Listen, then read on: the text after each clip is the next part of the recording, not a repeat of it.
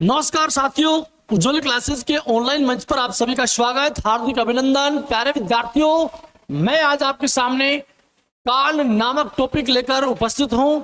प्यारे विद्यार्थियों, इससे पहले हम क्रिया के भेद और प्रकारों के बारे में बात कर रहे थे।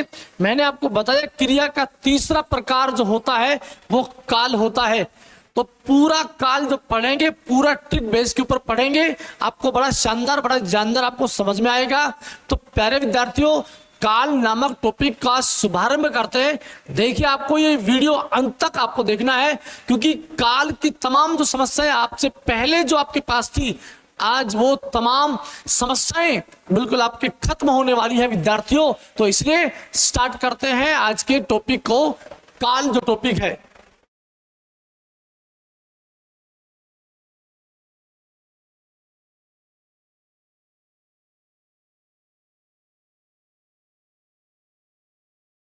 काल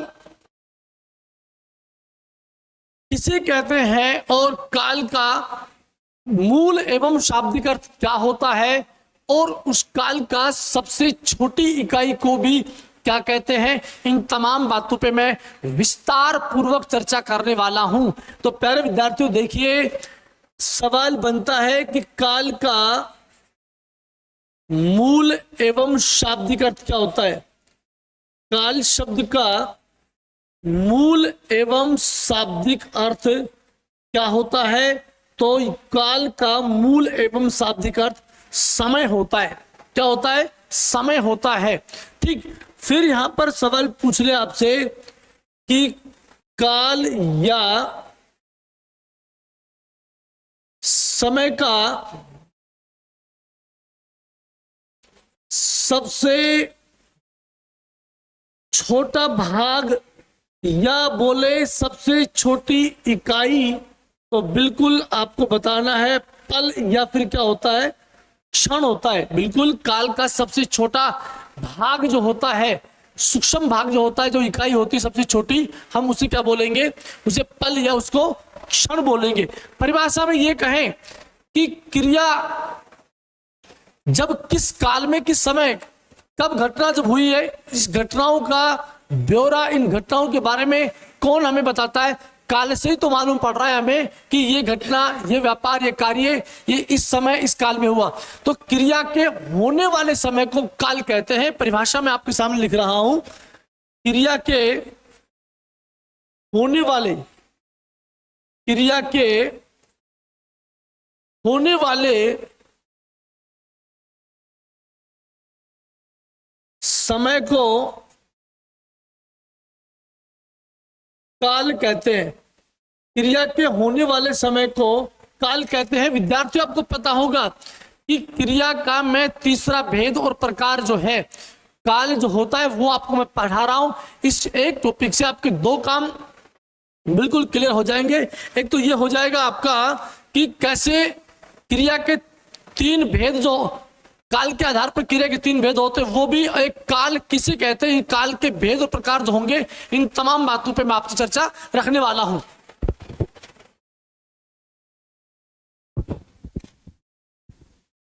देखिए, क्रिया के होने वाले समय को काल कहते हैं। जैसे एग्जाम्पल है, राम ने रावण को मारा था। राम ने रावण को मारा था। इस वाक्य में केवल क्रिया मारा था।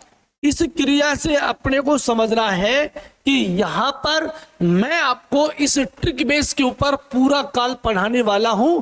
बिल्कुल आपको वाक्यों की, शब्दों की शकल देखनी है और उत्तर देना है एग्जाम में, बिल्कुल, और कुछ नहीं करना आपको। तो रावण ने रावण को मारा था, यानी ये कहूं कि धातु के अंत में आथा जुड़ा हुआ है, तो ये काल कौन सा कहलाएगा? ये भूतकाल कहलाएगा। जब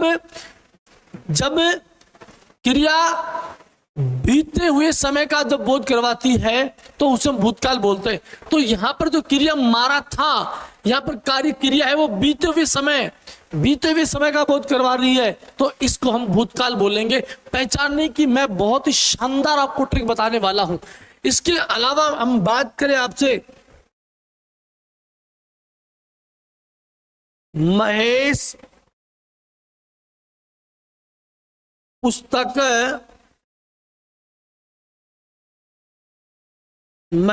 पुस्तक पढ़ता है, ये वाक्य लिखा मैंने। तो इस वाक्य के अंदर जो ये पढ़ता है, जो क्रिया शब्द आया, तो इस क्रिया शब्द से मालूम पड़ रहा है कि धातु के साथ में ता है, ती है और ते है, और ताहू शब्द अगर जोड़ दूंगा यहाँ पर तो बनने वाला शब्द है, वो बनने वाला जो वाक्य किसका हो जाएगा, वर्तमान काल का हो जाएगा।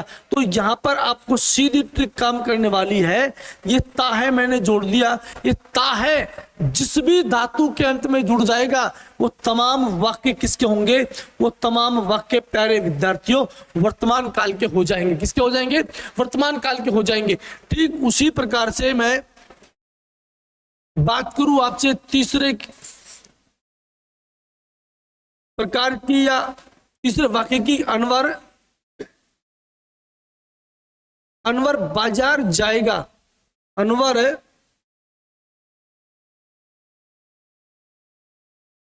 बाजार जाएगा, तो इसके अंदर भी आपको केवल क्रिया शब्दों के ऊपर जाना है। मैं बहुत ही आसान शब्दों में आपको बता रहा हूं ये बात मैं आपको, कि जाएगा ये यहाँ पर क्रिया शब्द है, और यदि धातु के साथ में अगर एगा, एंगी और एंगे यदि जुड़ा हुआ हो, ऐसे तमाम जो वाक्य होंगे वो किसके रहेंगे, वो भविष्य काल के बारे में बताएंगे आपको। भविष्य काल वहां पर हो जाएगा।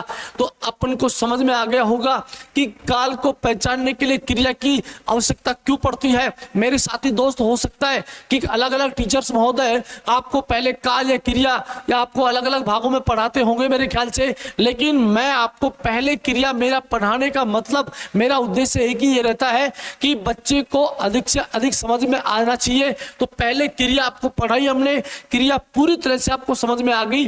अब क्रिया से मैं काल को कैसे सरल भाषा में आपको पढ़ाने वाला हूं। शायद आपने ऐसा सरल आसान तरीका बिल्कुल कहीं देखा नहीं होगा। तो अपने को पूरी तरह से नोट्स बनाने हैं, वो बहुत ही अच्छे नोट्स आपको बनाने हैं, और काल से संबंधित जो भी समस्या आपको आज से पहले जो चल रही थी वो आज के बाद में समाप्त हो जाएगी। आप तो स्क्रीनशॉट लीजिए इनसे और आपसे बात करते हैं आपको विस्तार रूप से।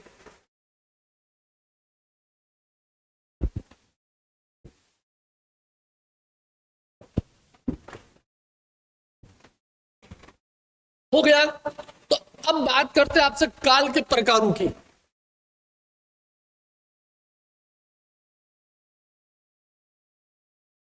हिंदी भाषा में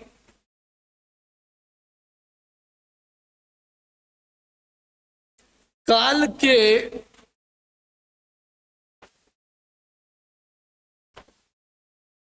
तीन प्रकार या भेद होते हैं।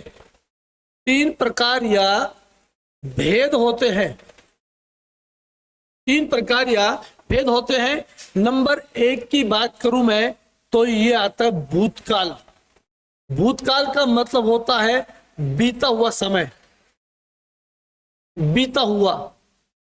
भूतकाल का मतलब है बीता हुआ समय कि क्रिया के जिस रूप से हमें यह मालूम पड़े कि कार्य व्यापार है, वो बीते हुए समय में वो घटना है जो बीते हुए समय होने का जब बोध कराएगी हम उसे भूतकाल कहेंगे। और भूतकाल के भेदों की बात करें तुमसे तो भूतकाल के अपने पास कितने भेद होंगे, 6 भेद होंगे। कितने भेद होंगे, ये 6 भेद होंगे। प्यारे विद्यार्थियों ध्यान देने की बात है, अगर आपने 6 यहाँ पर ऐसा अगर कहीं पर देखा है तो ये बिल्कुल गलत है। ये बिल्कुल क्या है, गलत है। इस बात पे बिल्कुल गौर करेंगे। हिंदी भाषा को शुद्ध भाषा आपको लिखना और बोलना आना चाहिए। अपने को 6 ये लिखना है बिल्कुल जो शुद्ध माना जाएगा, ये बिल्कुल गलत है। तो इस बात पे आप थोड़ा गौर करेंगे। आप काल की दूसरे भेद प्रकार की बात करूं मैं तो ये वर्तमान काल हो जाएगा। वर्तमान काल का मतलब है कि जो समय चल रहा है, जो चल रहा है, जो चल रहा है, हम उसे वर्तमान काल बोलेंगे। क्रिया के जिस व्यापार से, क्रिया के जिस रूप से हमें यह मालूम पड़े कि वो घटना, वो कार्य और जो वर्तमान समय में जो चल रही है इसमें अगर घटित हुई है तो उसे क्या बोलेंगे, वर्तमान काल बोलेंगे। वर्तमान काल के भेदों की बात करें मैं आपसे तो वर्तमान काल के अपने पास में भेद जो होते हैं कितने होते हैं? 5 भेद होते हैं वर्तमान काल के। कितने भेद होंगे? 5 भेद वर्तमान काल के होंगे। और यहां पर बात की जाए आपसे 3 नंबर पर भविष्य काल की, भविष्य काल की जो आपको अपना भविष्य उज्जवल बनाना है, और भविष्य काल वो होता है आने वाला समय। आने वाला समय यानी कि जो समय अब आने वाला है, आगामी समय को हम भविष्य काल बोलते हैं। आगामी समय, जो समय हमारे पास में आने वाला है उसे क्या बोलेंगे हम? आगामी समय यानी कि भविष्य काल उसको बोलते हैं। क्रिया के जिस रूप से, जिस व्यापार से, जिस घटना से, जिस कार्य से हमें यह मालूम पड़ जाए कि कार्य, घटना, व्यापार आगे आने वाले समय में होगा, तो उसे क्या बोलेंगे? भविष्य काल बोलेंगे। विद्यार्थियों, भविष्य काल के 3 भेद होते हैं। भविष्य काल की बात करूं, भेदों की कितने हो जाएंगे? 3 भेद हो जाएंगे। तो अब अपन एक एक काल को लेकर के विस्तारित रूप से पूरा ट्रिक बेस के ऊपर, पूरा सूत्रों के आधार पर मैं आपको ये पढ़ाने वाला हूं। आप तो केवल स्क्रीनशॉट लीजिए आप इसका।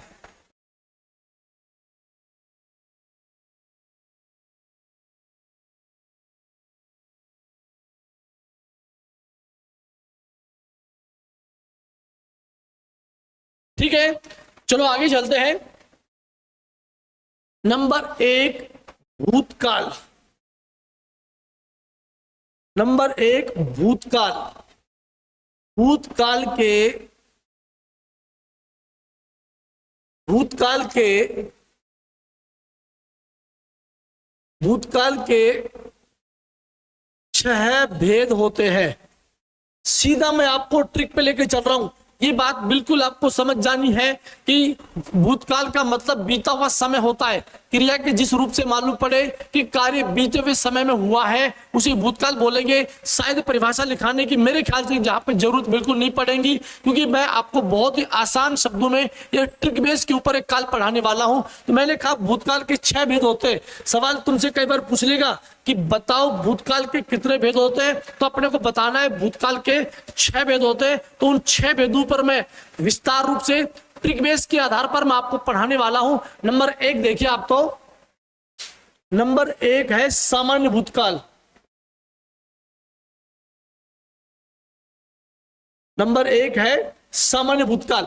देखिए सामान्य भूतकाल का मतलब क्या होता है? सामान्य भूतकाल की परिभाषा यह बनती है कि क्रिया के जिस रूप से मालूम पड़े कि कार्य सामान्यतः भूतकाल में हुआ है, हम उसे सामान्य भूतकाल बोलेंगे।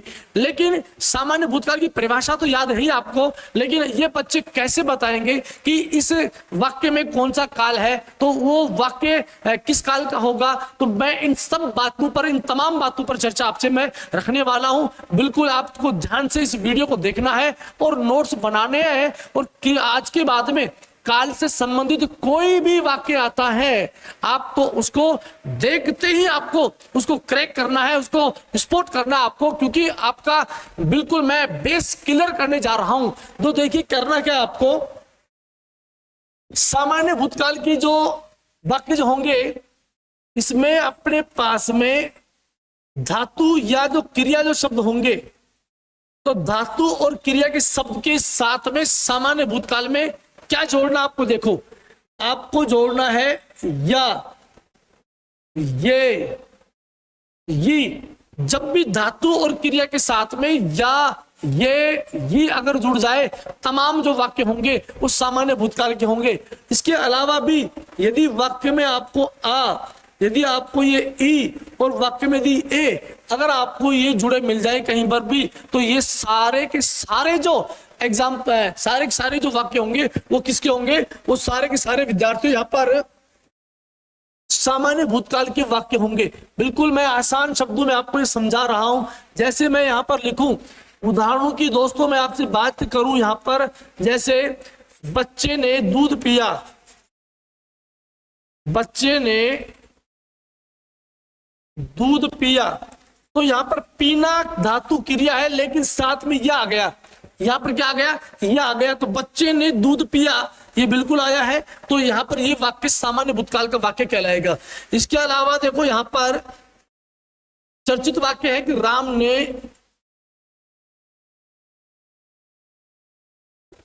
ने रावण को मारा, ये लिखा मारना धातु है, मारा धातु है, मारना क्रिया है। इसमें मारा में क्या आ गया, ये आ आया है यहाँ पर, क्या आ गया, आ आया है यहाँ पर। तो आ आने पर ये वाक्य सामान्य भूतकाल का बन जाएगा। इसके अलावा देखो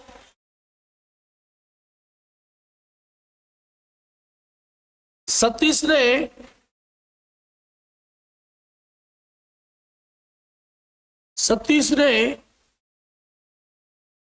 पुस्तक खरीदी, तो यहां पर खरीदना क्रिया है, धातु है कि साथ में ये क्या जुड़ गया, ई की मात्रा यहां पर आई। तो यहां पर ये समझने की बात है। देखो यहां पर पिया के अंदर बिल्कुल या कर या आ गया, मारा के अंदर बिल्कुल क्या आ गया, ये आ गया। खरीदी के अंदर देखो दी में किसकी मात्रा, ये बड़ी की मात्रा यहां पर आ गई। तो ऐसे जो वाक्य होंगे, ऐसे जो वाक्य होंगे वो अपने को सामान्य भूतकाल में इन वाक्यों को मानना है। एक भी वाक्य आपको छोड़ना नहीं है। बिल्कुल मैं आपको ट्रिक बेस के ऊपर लेकर चल रहा हूं और आपको समझ में भी बिल्कुल गजब तरीके से आ रहा होगा। जैसे यहां पर राहुल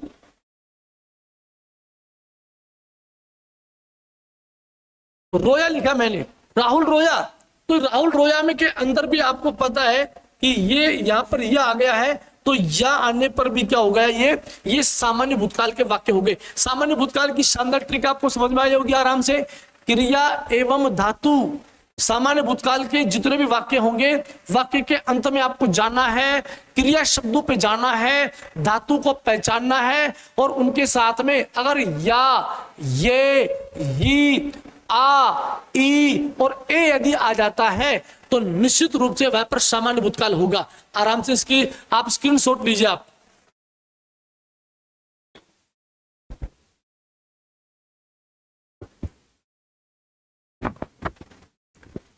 आगे चलते हैं नंबर 2 पर। भूतकाल का 2 नंबर का जो वाक्य है, 2 नंबर का जो भेद प्रकार है,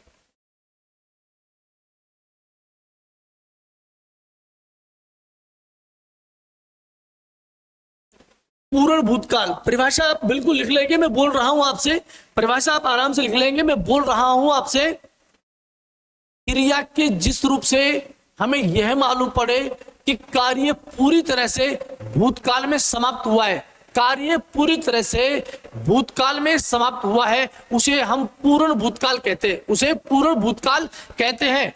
बिल्कुल परिभाषा आप लिख सकते हो, लेकिन मैं आपको शॉर्ट ट्रिक के द्वारा, एक पूरे सूत्र के द्वारा आपको मैं ये टॉपिक काल वाला ये इनका मैं सॉल्यूशन कर रहा हूं। आराम से मैं उस मुहिम पे चल रहा हूं मैं कि आप केवल वाक्य पढ़ करके, वाक्य को देखते ही आपको ये दिमाग में आ जाना चाहिए कि ये वाक्य इस काल का है, तो वही कहावत को मैं सिद्ध कर रहा हूं। 2 नंबर पे बात है पूर्ण भूतकाल की। तो पूर्ण भूतकाल के जो वाक्य होंगे वो उसकी संरचना या उसकी रचना कैसी होगी, मैं उस रचना संरचना के ऊपर काम कर रहा हूं। आपको धातु या क्रिया जो शब्द होंगे पूर्ण भूतकाल में, धातु या क्रिया वाले शब्द होंगे, उसके साथ में क्या करना आपको उसके साथ में देखो क्या जोड़ना है, या था। उसके साथ में आपको क्या जोड़ना है, आथा। उसके साथ में अपने क्या जोड़ना है, इथी। उसके साथ में अपने क्या जोड़ना है, एथे। अगर आपने याथा, आथा, इथी, एथे अगर वहां पर जोड़ दिया या वहां पर वाक्य में आपको जुड़े कहीं मिल गए, बिल्कुल निसंदेह, इसमें कोई संदेह नहीं करना अपने को, नो डाउट अपने को, केवल अपने को ध्यान देना कि ये वाक्य पूर्ण भूतकाल का वाक्य कहलाता है। तो ये आपको ट्रिक शानदार तरीके से समझ में आ रही होगी। आपको केवल यही देखना है बस, हमेशा जब भी काल की बात आ जाए तो काल में आप केवल धातु या क्रिया के अंत में आपको जाना है और वहां पर आपको याथा, आथा, इति, एथे आपको देखना है। जैसे एग्जांपल मैं आपसे उदाहरण यहां पर लिखवाऊं।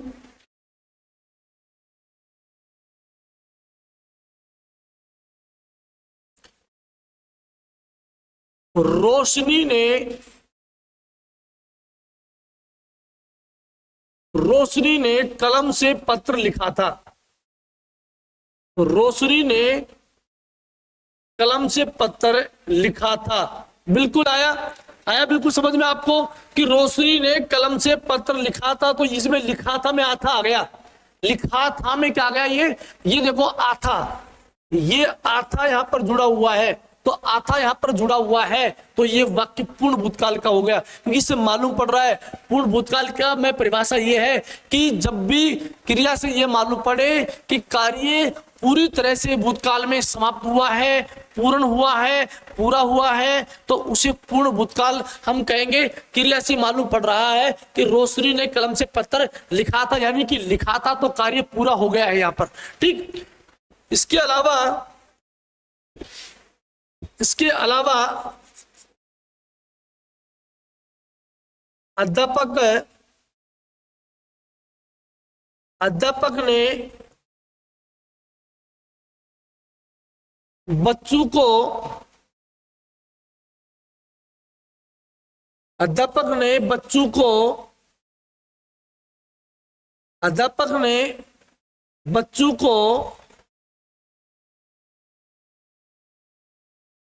अध्यापक ने बच्चों को पुस्तक पढ़ाई। अध्यापक ने बच्चों को पुस्तक पढ़ाई। यहाँ पर तो यहाँ पर क्रिया शब्द क्या है, ये पढ़ाना है। क्या है, पढ़ाना है। तो अध्यापक ने बच्चों को पुस्तक पढ़ाई थी, अध्यापक ने बच्चों को पुस्तक पढ़ाई थी। तो इसके अंत में आपको मालूम पड़ गया कि इसके अंत में क्या आ गई है, ये इथी शब्द यहाँ पर आया। तो इथी आने पर कार्य पूरी तरह से समाप्त हुआ है। कार्य पूरी तरह से समाप्त होने का बोध कराने वाला एक ही काल कौन सा है, पूर्ण भूतकाल है यहाँ पर। आगे वाक्य देखिए,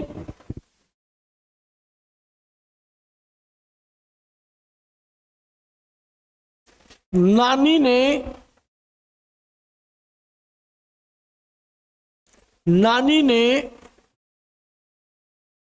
हास्यप्रद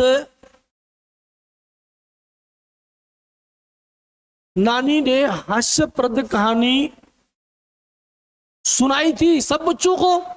नानी ने सब बच्चों को हास्यप्रद कहानी सुनाई थी। यहाँ पर तो कहानी जब सुनाई थी तो यहाँ पर क्या आ गया, ये क्रिया के अंत में इथी शब्द आया। इथी शब्द आने पर भी ये वाक्य किसका हो गया, ये पूर्ण भूतकाल का वाक्य हो गया। जैसे यहाँ पर मैं और भी वाक्य लिखूं, आपको बिल्कुल तरीके से समझ में आएंगे। यहाँ पर सभी बच्चे बाजार गए थे। सभी बच्चे बाजार गए थे। तो यहाँ पर गए थे हमने लिखा, ये गए थे। सभी बच्चे क्या हो गए, बाजार यहाँ पर गए थे। तो देखो यहाँ पर ए थे आ गए ना। तो यहाँ पर ये जो ए थे आपने देखा है, तो ये निश्चित रूप से किसका बोध करवा रहा है, ये वाक्य पूर्ण भूतकाल का बोध करवाता है। आराम से आप इसको उतारेंगे, केवल ट्रिक बेस के ऊपर चलना है अपने को, आराम से समझना है। कोई आपको जल्दबाजी आपको नहीं करनी है। आराम से आप इसका स्क्रीनशॉट ले लीजिए आप। तो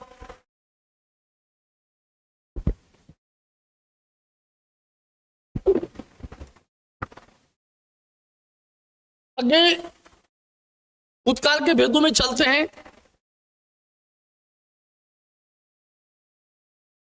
अपूर्ण भूतकाल नाम से मालूम पड़ रहा है कि क्रिया के जिस व्यापार से हमें मालूम पड़े कि कार्य भूतकाल में समाप्त नहीं हुआ, अपूर्ण समाप्त नहीं हुआ। तो जब कार्य समाप्त नहीं होगा, भूतकाल की क्रिया से हमें मालूम पड़ रहा है कि कार्य समाप्त नहीं हुआ, अर्थात चल रहा है, लगातार चल रहा है, तो हम उसे अपूर्ण भूतकाल बोलेंगे। ठीक है, देखो अपूर्ण भूतकाल के जो वाक्य होंगे और उनकी जो संरचना कैसी बनेगी, देखो उनकी संरचना बनती है कि आप धातु या अपने पास में जो क्रिया शब्द आ जाए, तो अपूर्ण भूतकाल की क्रिया में धातु और क्रिया शब्दों के साथ में आपको क्या करना है, अपने को रहा था, रही थी और रहे थे, ये आपको धातु के साथ में क्रिया या धातु जो शब्द है उनके साथ में आपको रहा था, रही थी, रहे थे, केवल अपने को जोड़ना है। ऐसे तमाम जो वाक्य आएंगे ना, ये सारे के सारे वाक्य है, ये सारे अपूर्ण भूतकाल होने का प्रमाण देंगे और आपको ये अपूर्ण भूतकाल के बारे में बताएंगे। इसके उदाहरण है, आप बिल्कुल उदाहरणों से समझेंगे ये बात।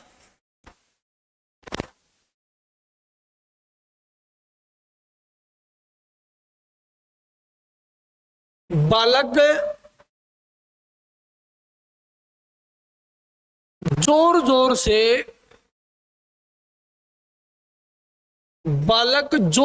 से रो रहा था। अभी कार्य समाप्त थोड़ी हुआ है, लगातार चल ही रहा है। बालक अभी रो रहा है, बालक रोना बंद थोड़ी किया बालक ने, बालक अभी लगातार रूप से काम कर रहा है, अपना कार्य कर रहा है, रो रहा है। तो देखो कि बालक जोर जोर से रो रहा था। तो ये जो यहाँ पर धातु है और ये रहा था, यहाँ इसके पास में सहायक क्रिया के रूप में जुड़ा है। रहा था ये सहायक क्रिया के रूप में जुड़ा हुआ है। तो ये जो वाक्य है ये निश्चित रूप से अपूर्ण भूतकाल का है। आगे देखिए,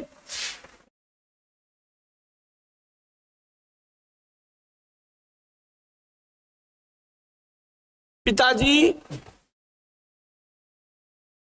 खाना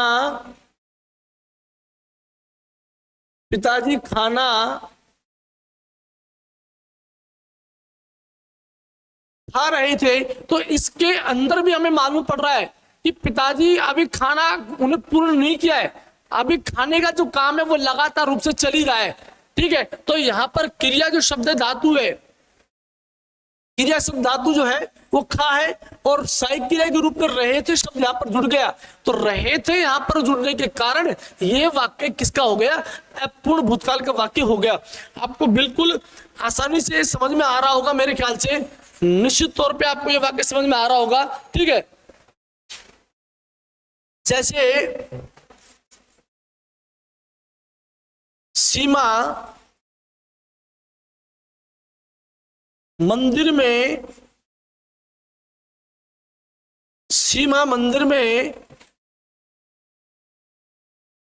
पूजा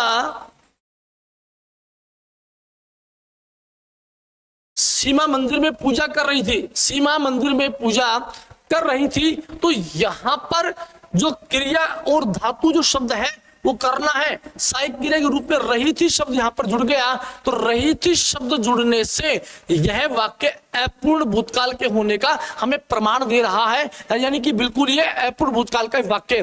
प्यारे विद्यार्थियों, बिल्कुल आपको घबराना नहीं है, आराम से आपको ट्रिक बेस के ऊपर मैं पढ़ा रहा हूं, आप तो केवल स्क्रीनशॉट लीजिए और अगले वाला जो प्रकार जो भेद है हम उसको पढ़ेंगे, बहुत शानदार ट्रिक से ही पढ़ेंगे। तो आप बिल्कुल स्क्रीनशॉट ले लीजिए आप।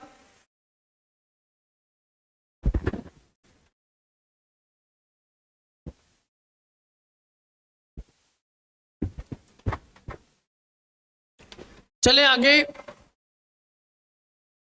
भूतकाल का अगला जो भेद और जो प्रकार है, भूतकाल का अगला भेद जो प्रकार है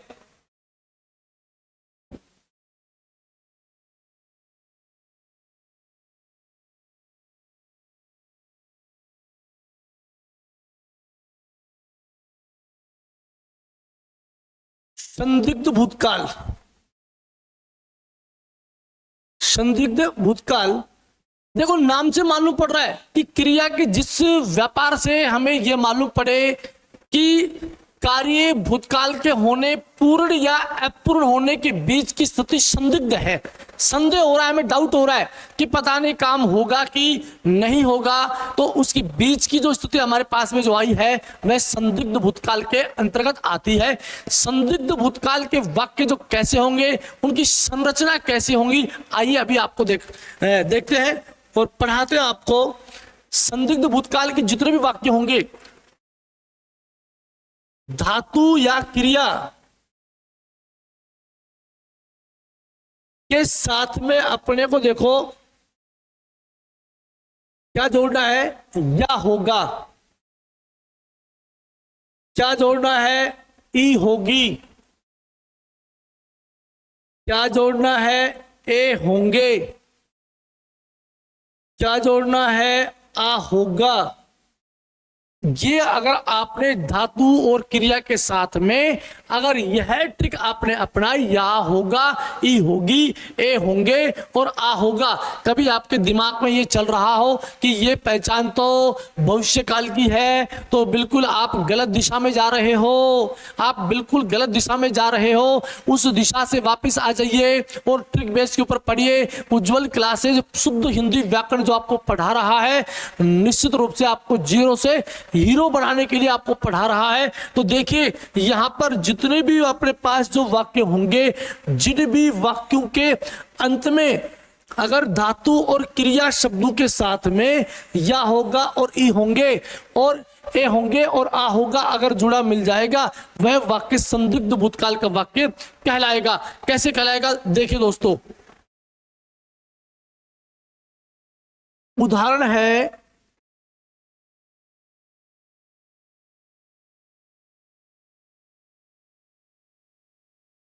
प्रिया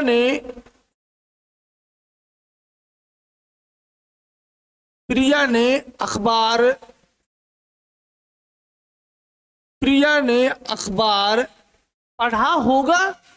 भाई इसमें संदेह तो है, हम नहीं कह सकते कि प्रिया अखबार पढ़ चुकी है या प्रिया अखबार पढ़ रही है। मैं कह रहा हूं आपसे पूर्ण और अपूर्ण के बीच की जो स्थिति चल रही है वो संदिग्ध भूतकाल के अंदर चल रही है। संदिग्ध भूतकाल के अंदर ये देखो क्रिया शब्द पढ़ना, धातु पढ़ है और पढ़ के साथ में आ होगा, ये देखिए आ होगा यहां पर है, तो आ होगा जुड़ने पर यह वाक्य संदिग्ध भूतकाल होने का हमें प्रमाण देता है और यह वाक्य वास्तव में पूरी तरह से संदिग्ध भूतकाल का ही है। तो अपने को जब भी कोई भी काल से संबंधित वाक्य पूछा जाता है, मैं आपको बिल्कुल 100% शुद्ध फॉर्मूला आपको जो बता रहा हूं उस ट्रिक बेस के ऊपर अपने को चलना है और काल से संबंधित तमाम जो सवाल आपके मन में, आपके जहन में जो समस्यात्मक रूप से जो बैठे हैं, आज उनको आपको दूर कर देना है।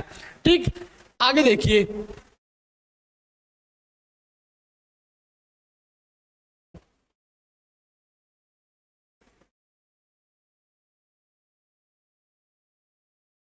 मामा जी घर पर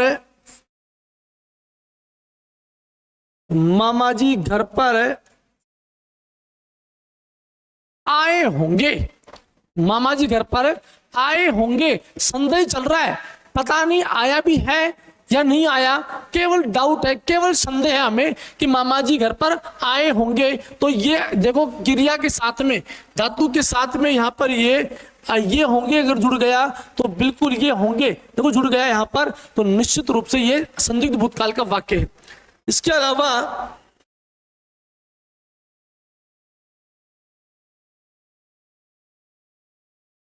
नेहा ने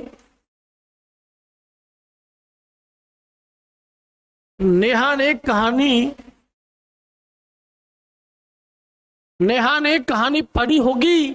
जब नेहा ने कहानी पढ़ी होगी, डाउट चल रहा है, पता नहीं नेहा ने पूरी कहानी पढ़ी कि नहीं पढ़ी, हम कुछ भी नहीं कह सकते, केवल हमें धातु से, क्रिया से मालूम पड़ रहा है कि ई होगी यहां पर जो आया है ना, ये निश्चित रूप से किसका बोध करवाएगा, पूर्ण भूतकाल का बोध करवाता है। आराम से आप स्क्रीनशॉट लीजिए आप इसका।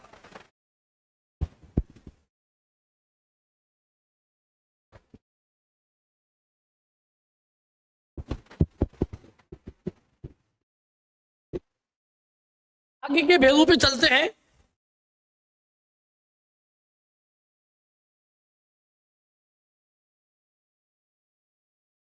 आसन्न भूतकाल।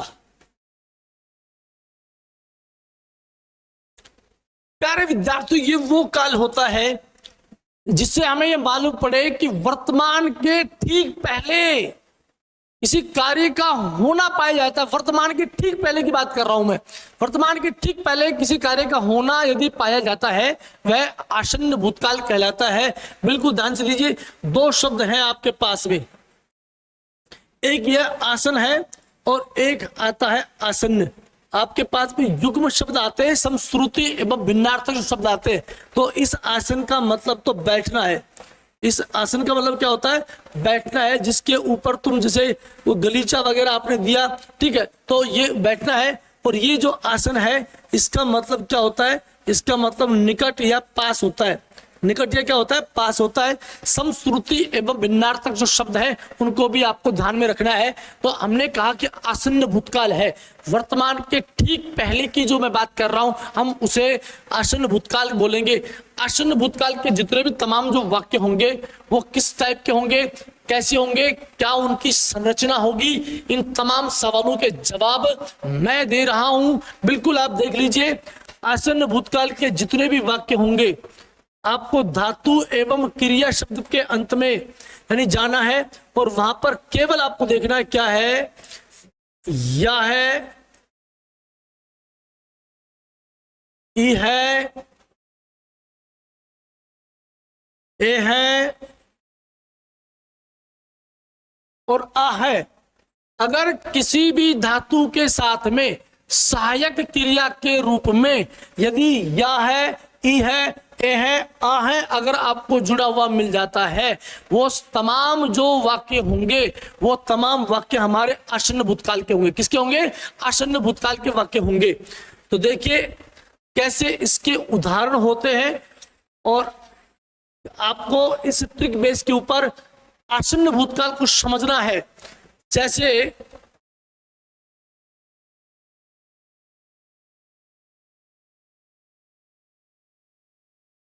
तुलसीदास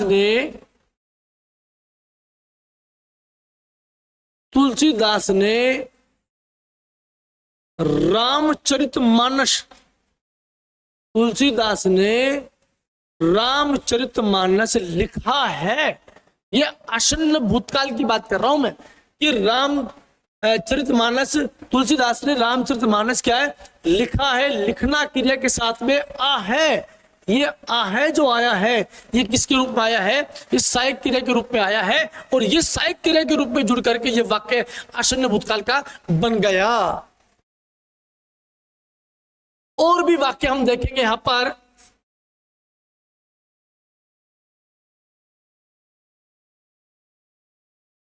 बच्चे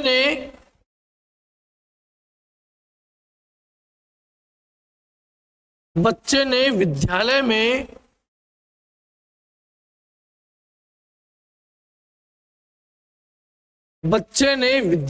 गाना गाया है। बच्चे ने विद्यालय में गाना गाया है, तो बिल्कुल ये गाश जो धातु है अंत में जो आई है इसके साथ में या है जुड़ा हुआ है। सहायक क्रिया के रूप में या है जुड़ा हुआ है, तो या है जब जुड़ा हुआ है तो ये निश्चित रूप से प्यारे विद्यार्थियों ये क्या है? ये आसन्न भूतकाल का बोध करवाता है। इसके अलावा और भी अपने पास में एग्जाम्पल मैं आपको कितना भी दे दो, नहीं जब तक आप खुद नहीं समझेंगे, खुद स्वविवेक से यदि आप उन वाक्यों का निर्माण नहीं करेंगे, जब तक सोचने समझने की शक्ति को तुम नहीं बढ़ाएंगे, सूझबूझ से जब तक काम आप नहीं करेंगे, मैं कितना ही आपको एग्जाम्पल लिखा दो, लेकिन आपको करत अभ्यास से जड़मति हो सुजान, इस कहावत को आपको चरितार्थ करना है आपको। ठीक है, देखिए जैसे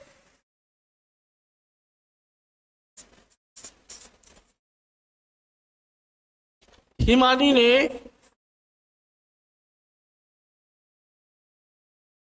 हाथों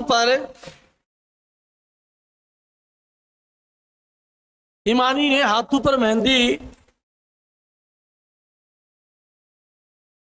लगाई है। हिमानी ने हाथों पर मेहंदी लगाई है, तो यहां पर हिमानी ने जो हाथों पर मेहंदी लगाना क्रिया और ई है सहायक क्रिया के रूप में जो यहां पर ये आया है, इस कारण यह वाक्य आसन्न भूतकाल का हो जाएगा। आराम से शानदार तरीके से आप इसे का स्क्रीनशॉट लेंगे और मैं आगे के भेदों पे चलता हूं तब तक।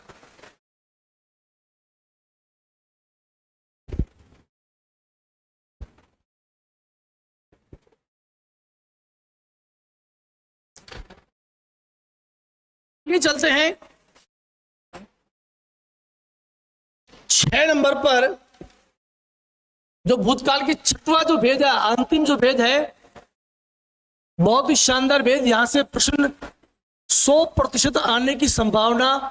हेतु का मतलब कारण और वजह। हेतु का मूल व शाब्दिक अर्थ होता है कारण और वजह। हेतु मद भूतकाल, हेतु मद भूतकाल।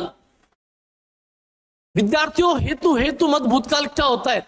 इस काल में 2 क्रिया होती है, जिस एक क्रिया दूसरी क्रिया का कारण बन जाती है, और इस काल में एक तरह से शर्त का बोध होता है, और इस काल की में जो पहली जो क्रिया होगी उसके साथ में तातो तीतो तेतो जुड़ा मिलेगा। ऐसे अगर वाक्य कहीं पर आपको नजर आते हैं, अपने को हेतु हेतु मद भूतकाल का वो बताना है, तो यहां पर बिल्कुल देखिए क्या करना है। एक क्रिया दूसरी क्रिया पर निर्भर है। इस काल में देखो मैं लिख रहा हूं इंपॉर्टेंट बिंदु के द्वारा, इस काल में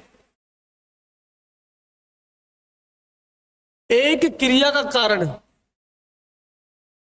एक क्रिया का कारण, एक क्रिया का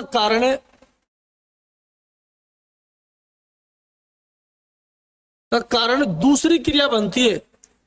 एक क्रिया का कारण दूसरी क्रिया बनती है, यानी कि एक क्रिया वो दूसरी क्रिया पर निर्भर है, आश्रित है। दूसरी बात करूं मैं आपसे, इस काल में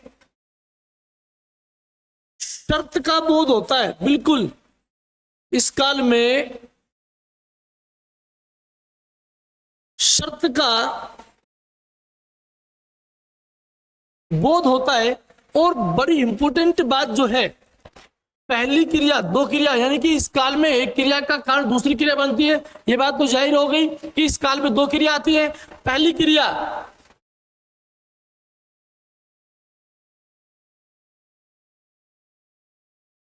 पहली क्रिया के साथ, बहुत ही काम की बात बता रहा हूं मैं, ये पहली क्रिया के साथ, बहुत ही काम की बात बता रहा हूं मैं, पहली क्रिया के साथ में तातो तीतो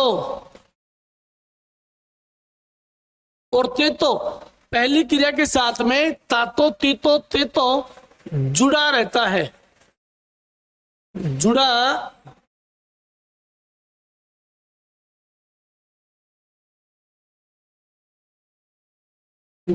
रहता है। पहली क्रिया के साथ में तातो तीतो क्या हो रहेगा, यहां पर जुड़ा मिलेगा। इसके एग्जाम्पल देखो कैसे आएंगे, कैसे इसके उदाहरण होंगे, ये अपने को समझना है।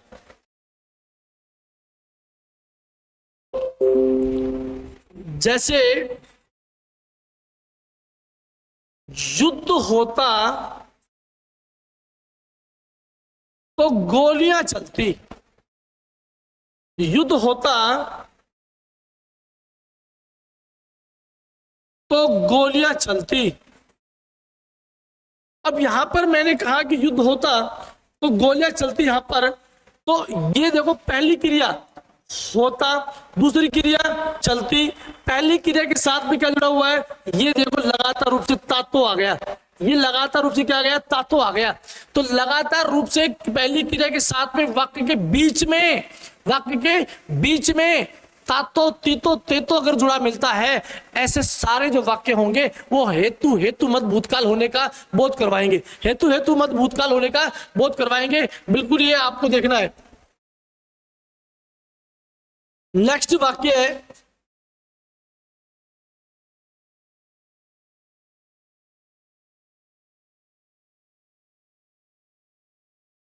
यदि तेज धूप पड़ती तो, यदि तेज धूप पड़ती तो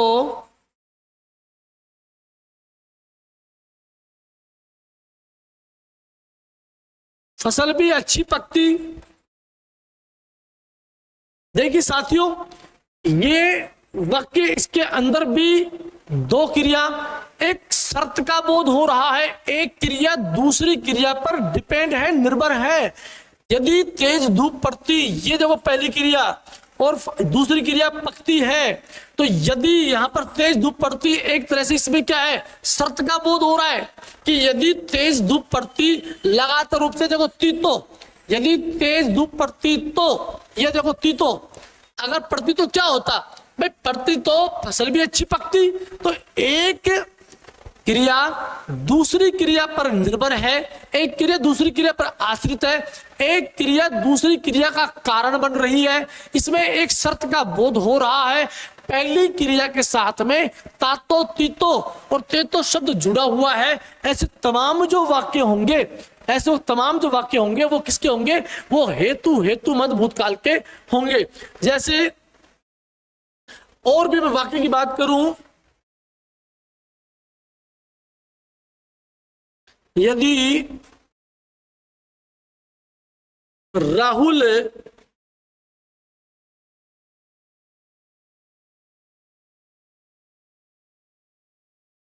परिश्रम करता तो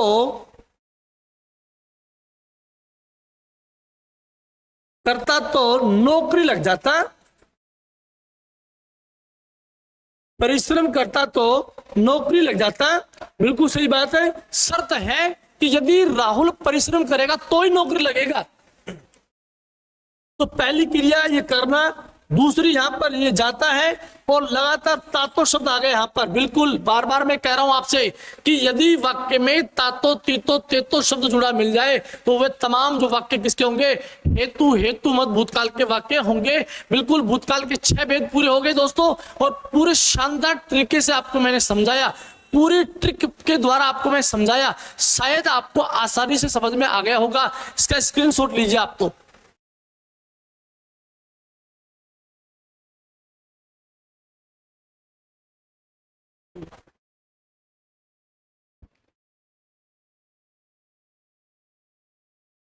ठीक है प्यारे विद्यार्थी, स्क्रीनशॉट लिया होगा। तो मैं आपको काल संबंधी बातें आपसे कर रहा था, और आज के कालांश में केवल आज इतना ही रहेगा। बाकी आगे के जो काल अपने पास वर्तमान काल, भविष्य काल है, अगले वीडियो में लेकर मैं आऊंगा। बिल्कुल आपको काल पूरा पढ़ना है, वो भी ट्रिक बेस के ऊपर आपको पढ़ना है। वक्त नूर को बेनूर करता है, हर जख्म को नासूर करता है। कौन चाहता अपनों से बिछुड़ना, लेकिन वक्त सबको मजबूर करता है, वक्त सबको मजबूर करता है। जय हिंद, जय भारत दोस्तों।